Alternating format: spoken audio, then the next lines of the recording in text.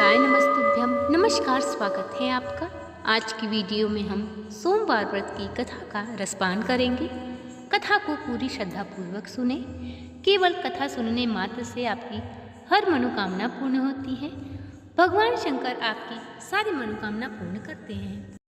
सोमवार के व्रत को लेकर मान्यता है कि इस व्रत को करने से भगवान शिव अपने भक्तों की मुराद जल्दी पूरी करते हैं। सोमवार का दिन भगवान शिव जी को समर्पित है, इसलिए इस दिन भगवान शिव जी की पूजा और व्रत करने का महत्व ज़्यादा बढ़ जाता है। यदि आप सोमवार के व्रत करते हैं तो आपको सोमवार का व्रत कथा पढ़ना बेहद ही ज़रूरी है।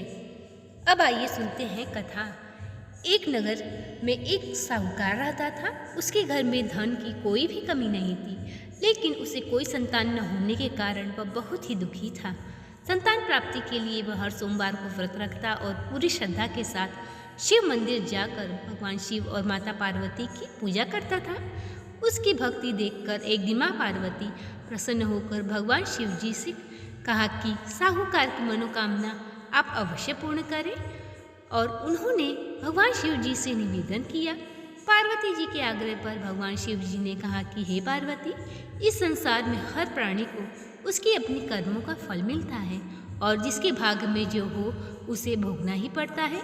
लेकिन पार्वती जी ने साहूकार की भक्ति देखकर उसकी मनोकामना पूर्ण करने की इच्छा जताई।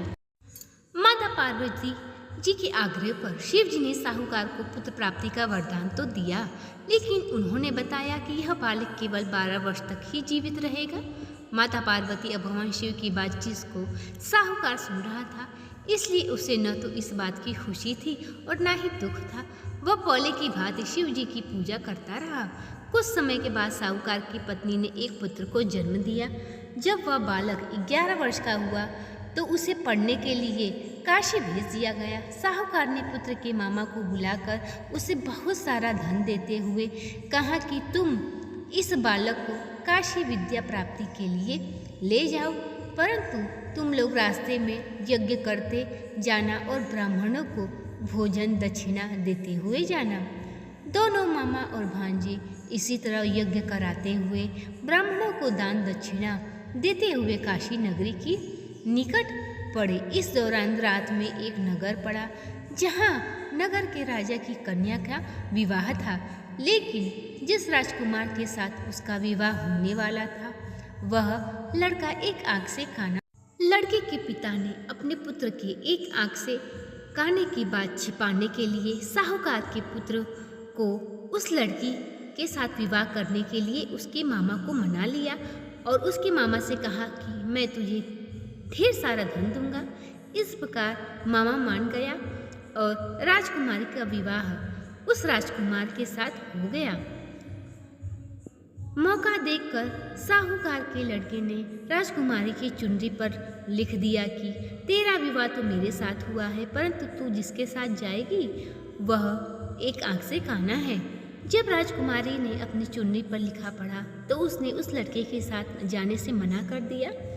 अब साहूकार का लड़का उसका मामा काशी चले गए। वहाँ वह विद्या प्राप्त करने लगा, परंतु जब उसकी आयु 12 वर्ष की हुई उस दिन उसकी तबीयत बिगड़ने लगी। वह अपने मामा से कहता है कि मामा, मैं अंदर सोने जा रहा हूँ। मामा कहता है ठीक है। मामा ब्राह्मणों को भोजन करा रहे थे। भोजन कराने उपरांत जब वे अंदर गए तो देखा कि उनका भांजा मृत पड़ा है। मामा चिल्ला चिल्ला के विलाप करने लगे। संयोगवश उसी रास्ते भगवान शिव और माता पार्वती गुजर रहे थे। जब माता पार्वती ने उसके मामा की रोने की आवाज़ सुनी तो बहुत ही व्याकुल हो गई और कहने लगी कि हे स्वामी, ये कौन है जो इतने करुण स्वर में रो रहा है। जब माता पार्वती और महादेव अपना रूप बदलकर उसके पास गए तब भगवान शिव ने कहा कि ये तो वही साहूकार का लड़का है जिसे मैंने केवल 12 वर्ष की आयु का वरदान दिया था। इस पर माता पार्वती आग्रह करने लगी कि आप उस लड़के को जीवित होने का वरदान दें, नहीं तो इसके मामा और इसके माता पिता मर जाएंगे।